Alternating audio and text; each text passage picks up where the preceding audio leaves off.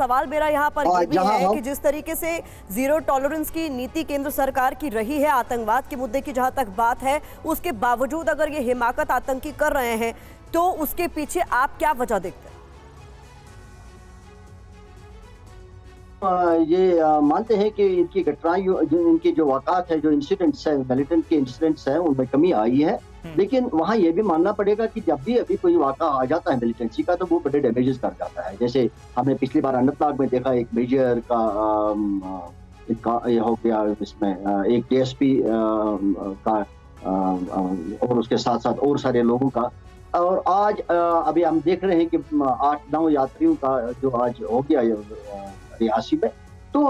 अगर मान भी ले कि भाई मिलिटेंट्स के वाक़ात में किसी हद तक कमी आई है, लेकिन जब भी कोई वाक़ा होता है, ये देखने की जरूरत है, ये बहुत बड़ा मसला है कि जब भी कोई वाक़ा हो जाता है, बेशक कम हो जाता है, लेकिन वो डैमेज कर जाता है, इतना डैमेज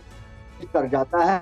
कि शायद हमें ये इशारे को शेक कर देता है। तो इसलिए मुझे समझ में नहीं आ रहा है कि जो स्ट्रेटजीज जहाँ तक सिक्योरिटी फोर्सेस का ताल्लुक है, वेल वो अपनी कार्रवाई कर रहे हैं, लेकिन ये डिपेंड करता है कि इंटेलिजेंस का जो इनपुट है आपके पास, जो मैं महसूस कर रहा हूँ कि उसमें शायद लग रहा है कि कहीं ना कहीं कोई कमी है। कि अगर या तो ये हो कि भाई बहुत सारे एक्टिविटीज हो रहे हैं, हमको पता भी नहीं चलेगा कि भाई कहाँ से क्या हो रहा है, तब हम सब कंफ्यूजन में होंगे। अब हम जब ये मान रहे हैं कि बड़े तसल्ली से मान रहे हैं, कॉन्फिडेंस के साथ मान रहे हैं कि कमियां वाक़ा हो गई है, मिलिटेंट्स के वाक़ात के हालात सुधर रहे हैं, तब अब हम इस चीज को क्यों मॉनिटर नहीं कर सकते हैं कि अगर ये छोटे मोटे वाक़ात भी आ रहे हैं तो उनके पीछे क्या इनपुट रहता है, उनके पीछे हमारा इंटेलिजेंस क्या रहता है। तो ये बिल्कुल सही कह रहे हैं, कहाँ कमी रह गई, इस सवाल पर भी गौर करना होगा।